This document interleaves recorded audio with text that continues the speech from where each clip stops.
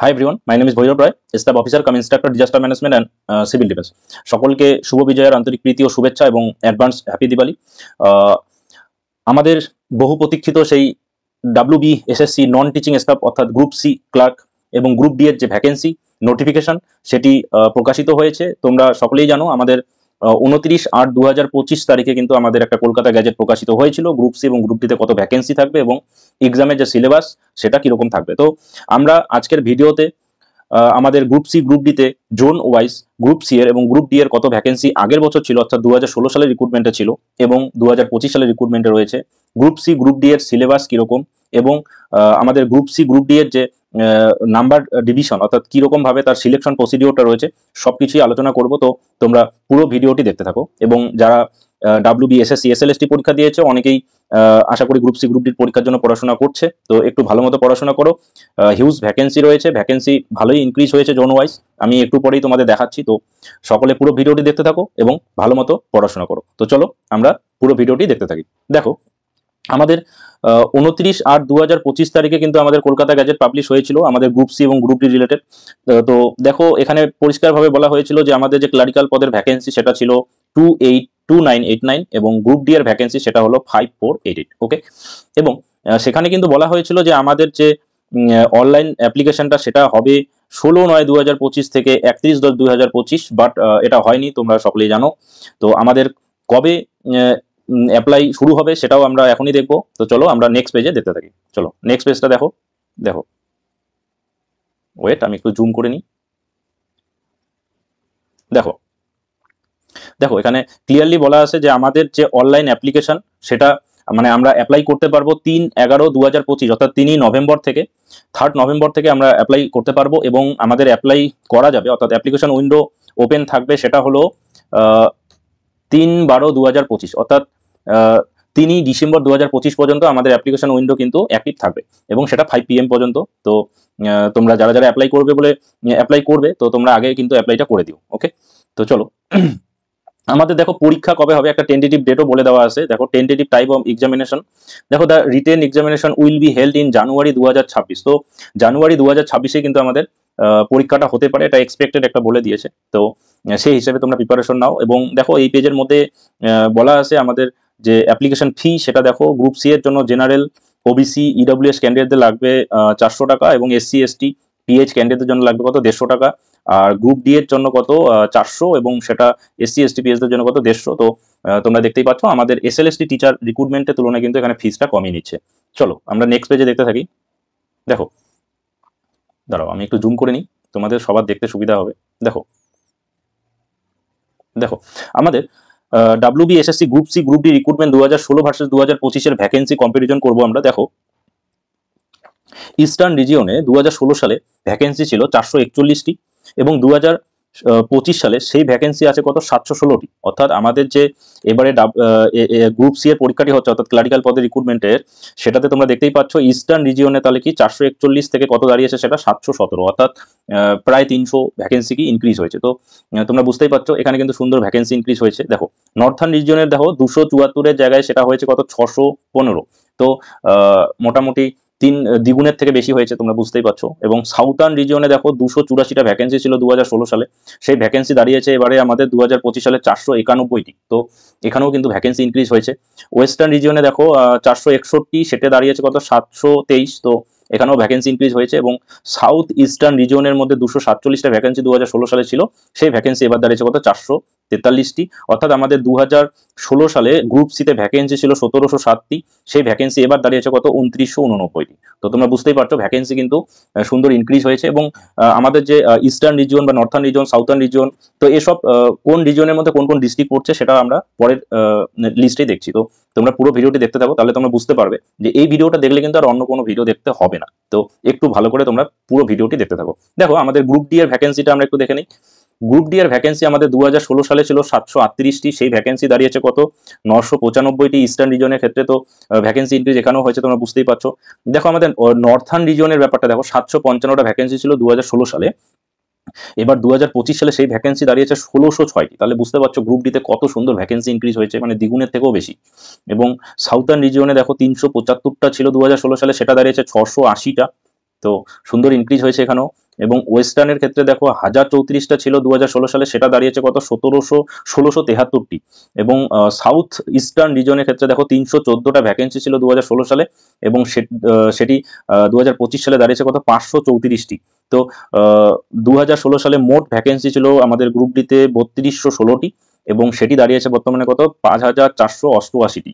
তো এখানেও কিন্তু সুন্দর ভ্যাকেন্সি ইনক্রিজ হয়েছে। তো তোমরা বুঝতেই পারছো 2016 সালের এক্সাম প্যাটার্নের মতোই যদিও WBSSC রেখে থাকে, সবকিছুই যদি রেখে থাকে, তাহলে যাদের এক্সপিরিয়েন্স রয়েছে তারা কিছুটা নাম্বার পাবে ঠিকই, কিন্তু ভ্যাকেন্সি কিন্তু ভালোই ইনক্রিজ হয়েছে। তো তোমরা পুরো ভিডিওটি দেখতে থাকো, তাহলে বুঝতে পারবে আমাদের গ্রুপ সি গ্রুপ ডি এর এক্সাম প্যাটার্ন থেকে শুরু করে কিরকম কোন জোনে কিরকম ভ্যাকেন্সি রয়েছে সেটা তো তোমরা দেখতেই পেলে। তো পুরো ভিডিওটি দেখতে থাকো। দেখো আমাদের আমরা দেখছি এবারে আমাদের হচ্ছিল রিজিয়ন যে বিভিন্ন ভাগ হয়েছে, সেই রিজিয়নগুলোর মধ্যে কোন রিজিয়নের মধ্যে কোন ডিস্ট্রিক্ট পড়ছে। দেখো আমি একটুখানি জুম করে নিই, তোমাদের দেখতে সুবিধা হবে। দেখো দেখো আমাদের আমাদের বীরভূম বর্ধমান হুগলি এই তিনটা ডিস্ট্রিক্ট পড়ে গেল কি ইস্টার্ন রিজিয়নের মধ্যে। বুঝতে পারছো তোমরা যারা বীরভূম বর্ধমান হুগলির থেকে রয়েছো, তাহলে তোমরা ইস্টার্ন রিজিয়নের মধ্যে বিলং করো। ওকে, চলো নেক্সট দেখি।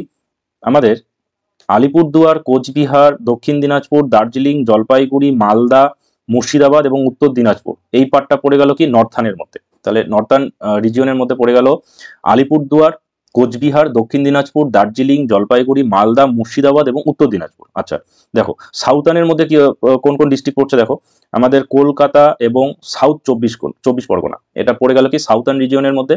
এবং আমাদের ওয়েস্টার্ন রিজনের মধ্যে থাকছে বাঁকুড়া, পশ্চিম মেদিনীপুর, পূর্ব মেদিনীপুর এবং পুরুলিয়া।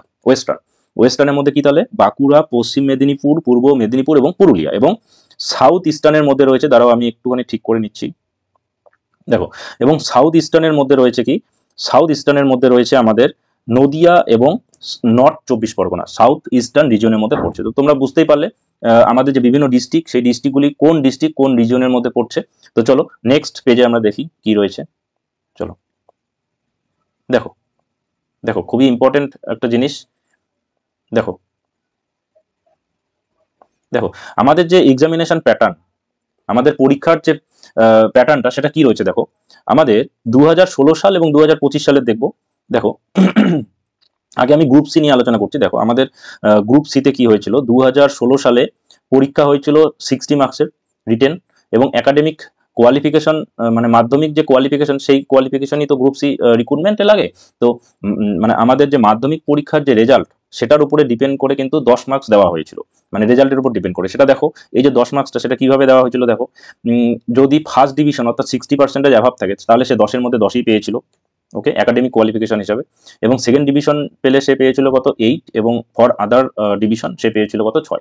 তাহলে আমাদের পরীক্ষা হয়েছিল 60 মার্কসের, এবং 10 মার্কস ছিল আমাদের কি একাডেমিক কোয়ালিফিকেশন থেকে, অর্থাৎ মাধ্যমিকের রেজাল্টের উপরে মার্কস দেওয়া হয়েছিল। এবং পার্সোনালিটি টেস্ট, দেখো আমাদের ইন্টারভিউ বা পার্সোনালিটি টেস্ট সেটা হয়েছিল কত 5 মার্কসের।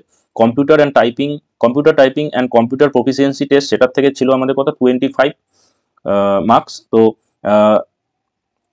টোটাল হয়ে গেল কত আমাদের, দেখো টোটাল হয়ে গেল আমাদের কত 100। ওকে, তাহলে 2016 সালে আমাদের টোটাল যে 100 নম্বরের যে ডিভিশনটা ছিল সেটা কি ছিল 60 হচ্ছে এমসিকিউ, একাডেমিক কোয়ালিফিকেশন ছিল 10, পার্সোনালিটি টেস্ট ছিল 5, এবং computer typing and computer proficiency test সেটার থেকে ছিল কত 25। আমি এটা নিয়েও পরে বলছি, computer typing and computer proficiency টেস্টটা নিয়ে। দেখো আমাদের 2025 সালের প্যাটার্নটা ভাই কি হয়ে গেল, আমি কালারটা চেঞ্জ করি। দেখো আমাদের পরীক্ষা 60, এটা কিন্তু 60-র মধ্যেই পরীক্ষা হচ্ছে। একাডেমিক কোয়ালিফিকেশন সেটা আমাদের 10-10ই থাকলো, ভালো কথা। দেখো এখানে কিন্তু চেঞ্জ করে দেওয়া হলো, similar experience 1 marks for each completed year. তো এই যে এক্সপিরিয়েন্সের জন্য কত মার্কস দেওয়া হচ্ছে ভাই 5 মার্কস, যেটা আগের বছর ছিল। তাহলে এক্সপিরিয়েন্সের জন্য কিন্তু 5 বছর দেওয়া হচ্ছে, অর্থাৎ কোনো কর্মচারী যদি কোনো অফিসে 1 বছরের বেশি কাজ করে থাকে, তাহলে 1 বছরের জন্য 1 নম্বর, 2 বছরের জন্য 2 নম্বর, এরকম 5 বছরের অধিক থাকলে কি 5 মার্কস পাবে সে। এবং পার্সোনালিটি টেস্ট দেখো সেটা আগে ছিল 5 মার্কসের, সেটা এবার করে দেওয়া হয়েছে কত দেখো 10 মার্কস। তো এই যে দুটা মার্কসের যে হেরফেরটা হলো, আমাদের পার্সোনালিটি টেস্ট 5 ছিল, সেটাতে 5 নম্বর অ্যাড হলো, এবং এক্সপিরিয়েন্সের জন্য 5 নম্বর, অর্থাৎ একটা 10 নম্বরের একটা মানে কি বলবো 10 নম্বর নিয়ে একটা ডিভিশন একটা আলাদাভাবে তৈরি হলো। তো এটা আমি কি বলতে চাচ্ছি এটা তোমরা বুঝতেই পারছো। দেখো computer typing and computer proficiency test এটাতে কত করে দেওয়া হলো 15, ওকে, যেটা আগে কত ছিল 25। তো ফাইনালি যেটা দাঁড়াচ্ছে 100-র মধ্যেই পরীক্ষাটা হচ্ছে, বাট আমাদের এমসিকিউ 60, একাডেমিক মাধ্যমিক কোয়ালিফিকেশন সেটা থাকছে 10, বাট তোমরা বুঝতেই পারছো যে এক্সপিরিয়েন্স থেকে দিয়ে দেওয়া হলো 5, পার্সোনালিটি টেস্ট সেটাতে দেওয়া হলো 5-এর জায়গায় করে দেওয়া হলো 10। ওকে, তো এই হলো আমাদের 2016 এবং 2025-এর গ্রুপ সি এর যে এক্সামিনেশন প্যাটার্ন, সেটা আমরা গ্রুপ ডি এরটা রয়েছে হয়তো বা নিচে রয়েছে, দেখো তোমরা একটু দেখো, আমরা এটা আমি ঠিক করে নিচ্ছি, একটু ধরো।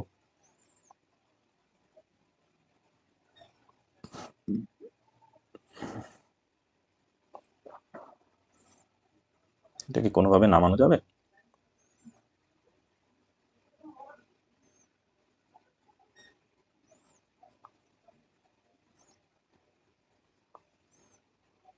দেখো আমি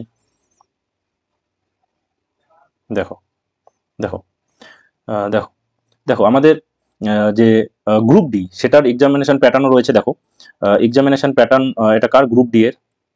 তো দেখো কি রয়েছে, আমাদের 2016 সালের যে প্যাটার্ন সেটা কি ছিল, এমসিকিউ ছিল 45 এবং ইন্টারভিউ কত ছিল 5 মার্কসের, অর্থাৎ টোটাল ছিল 50 মার্কস, এবং আমাদের পরীক্ষা হয়েছিল 45 মার্কসের এবং ইন্টারভিউ ছিল কত 5 মার্কসের। ওকে, আচ্ছা 2025 সালে কি করে দেওয়া হলো বলো, এমসিকিউ করে দেওয়া হলো 40, অর্থাৎ 5 মার্কস কিন্তু এমসিকিউতে কমে গেল, এক্সপিরিয়েন্সে আমাদের কিন্তু 5 মার্কস দিয়ে দেওয়া হলো।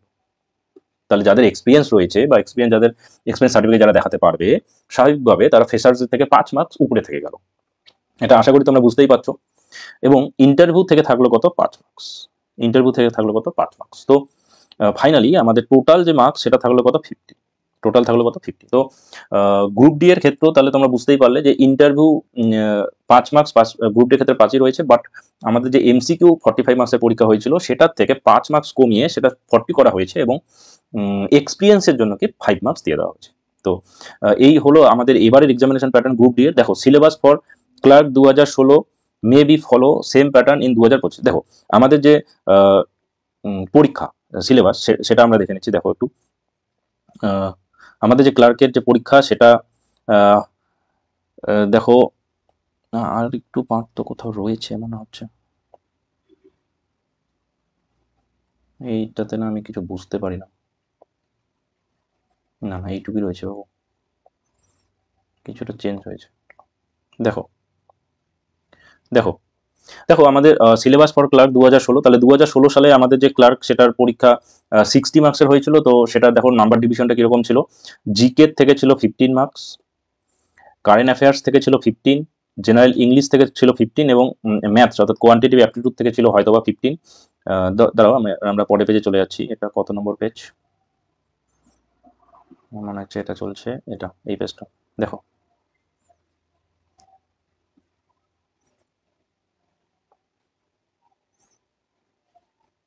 দেখো দেখো আমাদের এবং ইসে অ্যারিথমেটিক অর্থাৎ ম্যাথ থেকে ছিল 15, তাহলে আমাদের টোটাল যে পরীক্ষা সেটা হয়েছিল 60 মার্কসের। তো তোমরা তার নিচে দেখো আমাদের ওখানে যে কম্পিউটার টাইপিং বা ইসেটা ছিল সেটা কিরকম, দেখো টাইপিং স্পিড হচ্ছিল 20 ওয়াট পার মিনিট ইন ইংলিশ, আর টাইপিং টেস্ট ফর 5 মিনিট, তাহলে 5 মিনিট ধরে কিন্তু একটা টাইপিং টেস্ট হবে, এবং 20 ওয়াট পার মিনিট কিন্তু আমাদের কোনো কিছু হয়তো প্যাসেজ দেবে সেটা আমাদের কি টাইপ করতে হবে। তো এটা হলো টাইপিং স্পিডের ব্যাপারটা। আর দেখো গ্রুপ ডি এর যে সিলেবাস সেটা কিরকম রয়েছে, দেখো গ্রুপ ডি এর ক্ষেত্রে যেহেতু আগেরবার 45 মার্কসের পরীক্ষা ছিল এবং 5 মার্কসের ইন্টারভিউ ছিল, তো দেখো জিকে থেকে ছিল 15, কারেন্ট অ্যাফেয়ার্স থেকে ছিল 15, এবং অ্যারিথমেটিক থেকে ছিল কত 15। তো যেহেতু এটা 45 এর জায়গায় এবারে 40 করা হয়েছে, তো will be change since 40 marks in place of 45। ওকে, তো 45 মার্কসের জায়গায় যেহেতু 40 মার্কসের পরীক্ষা হবে, তো কিছুটা কোনো একটা টপিক থেকে হয়তো মার্কস কমতে পারে। দেখো হয়তোবা কারেন্ট অ্যাফেয়ার্স 10 করে দিল, তো বা অ্যারিথমেটিক 10 করে দিল, তো এরকম কিছু একটা হতে পারে। তো আশা করি তোমরা এই ভিডিও থেকে 2016 এবং 2025 সালের যে এক্সামিনেশন প্যাটার্ন এবং ভ্যাকেন্সি জোন ওয়াইজ বা রিজিয়ন ওয়াইজ সেটাও দেখতে পেলে, এবং আগের বারের যে প্যাটার্ন এবং এবারের প্যাটার্নের মধ্যে কি তফাৎ রয়েছে সেটাও আশা করি তোমরা বুঝতে পারলে। তো যদি ভিডিওটি ভালো লেগে থাকে তোমরা ভিডিওটিকে লাইক করো, ভিডিওটিতে কমেন্ট করো, কে কোথা থেকে দেখছো সেটা কমেন্টে জানাও, এবং এই চ্যানেলেই গ্রুপ ডি এর কিন্তু ডিস্ট্রিক্ট ওয়াইজ ভ্যাকেন্সি কিন্তু আমি বলে দিয়েছি, তো এবং কাট অফও বলে দেওয়া হয়েছে। তো তোমরা কিন্তু গ্রুপ ডি এর ভ্যাকেন্সিটা দেখে নিতে পারো ডিস্ট্রিক্ট ওয়াইজ আগেরবার কীরকম ছিল বা ডিস্ট্রিক্ট ওয়াইজ কীরকম কাট অফ গেছে। তো আশা করি সকলের ভিডিওটি ভালো লেগেছে, যদি ভালো লেগে থাকে তবে চ্যানেলটিকে সাবস্ক্রাইব করে আমার পাশে থেকো। চলো।